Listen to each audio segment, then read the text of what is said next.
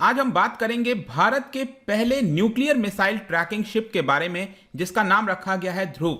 आज हम इसकी बात इसलिए कर रहे हैं क्योंकि बहुत ही जल्द अगले 3-4 दिन में, that is on 10th of September, इसको लॉन्च कर दिया जाएगा। ये आप देख सकते हो, हिंदुस्तान टाइम्स का आर्टिकल है, India's first nuclear missile tracking ship Dhruv to be launched on 10th of September। तो इसके बारे में हम डिटेल से समझेंगे कि ये जो पर्टिकुलर शिप है ये एग्जैक्टली है क्या, और इसका नाम न्यूक्लियर मिसाइल ट्रैकिंग शिप क्यों रखा गया, इसमें ऐसी क्या खास बात है। चलिए देखते हैं एग्जैक्टली यहां पर हो क्या रहा है। जैसा कि मैं आपको बता रहा था कि ये जो भारत का पहला satellite and ballistic missile tracking ship है, डोंट वरी, मैं आपको आगे इसके बारे में बताऊंगा कि इसमें सैटेलाइट और बैलिस्टिक मिसाइल क्यों बोला जा रहा है, ऐसा क्या ट्रैक करेगा। लेकिन ये जो ध्रुव है इसको 10th of September को विशाखापट्टनम से कमीशन किया जाएगा, और बताया जा रहा है कि यहां पर जो हमारे नेशनल सिक्योरिटी एडवाइजर हैं अजीत डोवल, वो इसके अंदर पार्टिसिपेट कर सकते हैं। तो जाहिर सी बात है, अगर नेशनल सिक्योरिटी एडवाइजर इसमें पार्टिसिपेट कर रहे हैं तो कहीं ना कहीं ये डिफेंस से रिलेटेड, यहां पर जो सीक्रेसी है, जो हमारी एनिमी कंट्री है, उसमें किसी ना किसी प्रकार के हम चीजों को ट्रैक कर सकें, वो आपको इधर देखने को मिलेगा।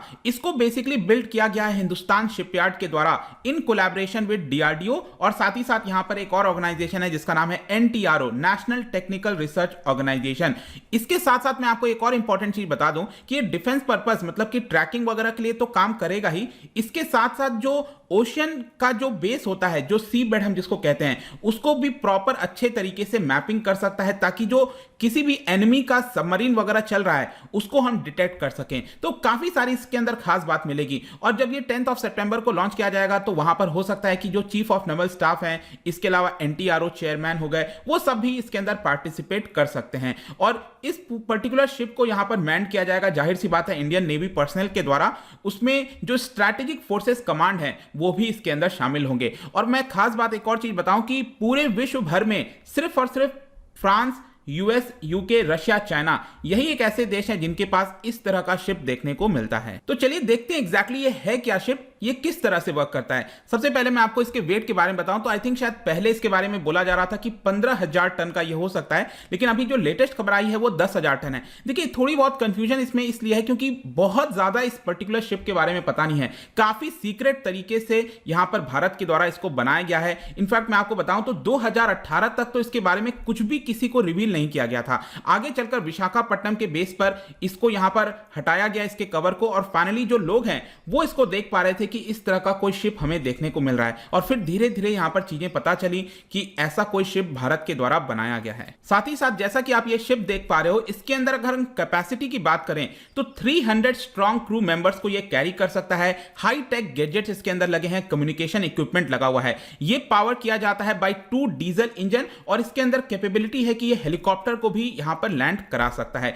तो यहां पर जो सबसे ज्यादा बेनिफिट एक मिलने वाला है वो है आपका कि इसके अंदर वेरियस स्पेक्ट्रम्स को ये स्कैन कर सकता है। जैसे कि अगर सपोज मैं कहता हूं, फॉर एग्जांपल आप पोखरम वाला टेस्ट लीजिए, जो पोखरम में हमने न्यूक्लियर टेस्ट किया था, तो बेसिकली हम क्या देख रहे थे कि जो यूएस की स्पाई सैटेलाइट है वो लगातार निगरानी रखती रहती है कि पूरे विश्व भर में अलग अलग जगह कहां पर चल रहा है। तो यहां पर जो कोई दूसरा देश है जो भारत के ऊपर निगरानी रख रहा है अपने सैटेलाइट के माध्यम से, उस सैटेलाइट को ट्रैक करने में ये जो पर्टिकुलर शिप है वो काफी मदद करेगा, क्योंकि यहां पर जो स्पेक्ट्रम वगैरह यूज किए जाते हैं सैटेलाइट के माध्यम से, वो ये जो शिप है वो उसको स्कैन कर सकता है। तो हम अच्छे से पता लगा लेंगे कि कौन से देश का सैटेलाइट भारत के ऊपर यहां पर निगरानी कर रहा है। इसीलिए इसको सैटेलाइट ट्रैकिंग शिप भी बोला जा रहा है। आई होप कि एक चीज आपका क्लियर हो गया। दूसरा यहां पर जो सबसे इंपॉर्टेंट चीज है वो ये है कि यहां पर जो एनिमी कंट्री का मिसाइल है, बैलिस्टिक मिसाइल है, उसको ये ट्रैक कर सकेगा। फॉर एग्जांपल मैं मान के चलूं कि अगर सपोज चाइना किसी प्रकार की टेस्टिंग कर रहा है बैलिस्टिक मिसाइल की, तो यहां से लेकर उसने लॉन्च किया, तो वो जो पर्टिकुलर मिसाइल की टेस्टिंग किया है उसकी कैपेबिलिटी कितनी है, वो कितने दूरी तक यहां पर टेस्टिंग कर रहा है, वो भी हमें पता चल सकेगा। अगर सपोज यहां पर युद्ध हो रहा है भारत चाइना या फिर भारत पाकिस्तान, किसी भी देश के बीच में, तो हमें पहले से ही यहां पर खबर मिल जाएगी कि इस देश ने ये वाला बैलिस्टिक मिसाइल लॉन्च किया। और आपको पता है बैलिस्टिक मिसाइल का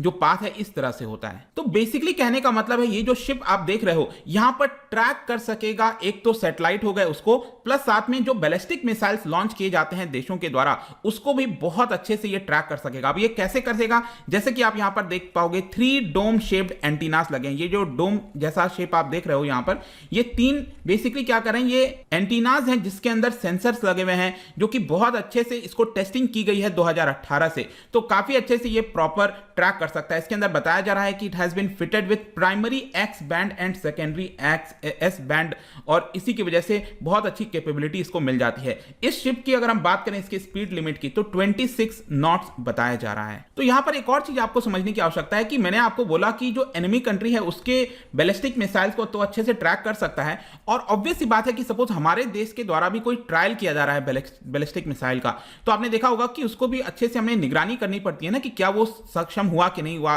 अच्छे से अपने टारगेट को हिट किया कि नहीं। तो उसकी भी कैपेबिलिटी हमें इस शिप के माध्यम से बहुत अच्छे से यहां पर पता चल सकता है। इसके अलावा आप देख सकते हो, क्योंकि चाइना और पाकिस्तान ये 2 न्यूक्लियर बैलिस्टिक मिसाइल कैपेबिलिटी रखते हैं अपने पास, इसलिए जरूरी हो जाता है कि हमारे देश के फोर्सेस के पास इस तरह का कोई कैपेबिलिटी वाला शिप हो, और एक फोर्स मल्टीप्लायर की तरह काम करेगा। और एक प्रकार से आप कह सकते हैं, क्योंकि ये शिप है, क्योंकि इसको तो हम कहीं पर भी खड़ा कर सकते हैं ना, जब चाहे अगर इंडियन ओशन में यहां पर खड़ा करना है यहां कर दिया, साउथ चाइना सी में ले जाना है तो वहां पर कर दिया। तो एक प्रकार से जो ईस्टर्न वाला साउथ अफ्रीका है और जो वेस्टर्न वाला पैसिफिक ओशन है, वहां तक पूरी हमारे पास कैपेबिलिटी आ जाएगी, ताकि हम चीजों को ट्रैक कर सकते हैं। और यहां पर अगला ये क्वेश्चन आपके मन में आना चाहिए, तो इसका नाम nuclear tracking missile, nuclear missile tracking ship क्यों रखा गया है। देखिए ये जो न्यूक्लियर रखने का है, ऐसा जरूरी नहीं है कि इसको रखा जाता। बेसिकली अगर ये किसी मिसाइल को ट्रैक कर रहा है तो इसको पता नहीं होगा कि क्या वो जो मिसाइल है क्या वो न्यूक्लियर कैपेबल है कि नहीं है। तो भले ही वो न्यूक्लियर कैपेबल मिसाइल हो या फिर उसमें न्यूक्लियर कैपेबिलिटी ना हो, ये सिंपली क्या करता है, मिसाइल को ट्रैक करता है। तो इसके अंदर क्षमता है कि कोई भी मिसाइल को ट्रैक करेगा। तो जरूरी नहीं है, इसका नाम एक प्रकार से मिसनॉमर आप कह सकते हो कि इसका नाम रख दिया गया है nuclear missile tracking ship. Otherwise ये सिंपली क्या करेगा, मिसाइल को ट्रैक करता है। जहां तक इसके कॉस्ट की बात है तो 725 करोड़ अभी के लिए बताया गया है, और मेक इन इंडिया इनिशिएटिव के तहत बनाया गया है। ज्यादातर जो इंडिजिनस गुड्स हैं उसी का इस्तेमाल किया गया है, और इसकी वजह से आप कह सकते हो कि ये one of the largest worship है जो कि इंडियन यार्ड पर इसको बिल्ड किया गया है। तो फाइनली कंक्लूजन में हम क्या कह सकते हैं, देखिए कंक्लूजन इसका यही निकलता है कि आज जब हम इंडो पैसिफिक की बात करते हैं तो एक बहुत ही इंपॉर्टेंट रोल प्ले करने वाला है। स्पेशली आज के एरा में अगर आप देखोगे तो अंडर वाटर जो आर्म्ड और सर्विलेंस ड्रोन है, ड्रोन वगैरह की कैपेबिलिटी आ गई है, तो उसमें काफी हद तक ये हमें मदद कर सकता है चीजों को ट्रैक करने में। तो ये पूरा कंक्लूजन निकलता है, और बाकी देखते हैं जब इसको लॉन्च किया जाएगा 10 सितंबर को, क्या कोई एडिशनल यहां पर जानकारी दी जाती है नहीं है। बट एक बहुत ही इंपॉर्टेंट कदम है यहां पर। फाइनली जो एक सीक्रेटिव मिशन था आप कह सकते हो भारत के द्वारा चलाया जा रहा था, उसको यहां पर अब लॉन्च किया जा रहा है।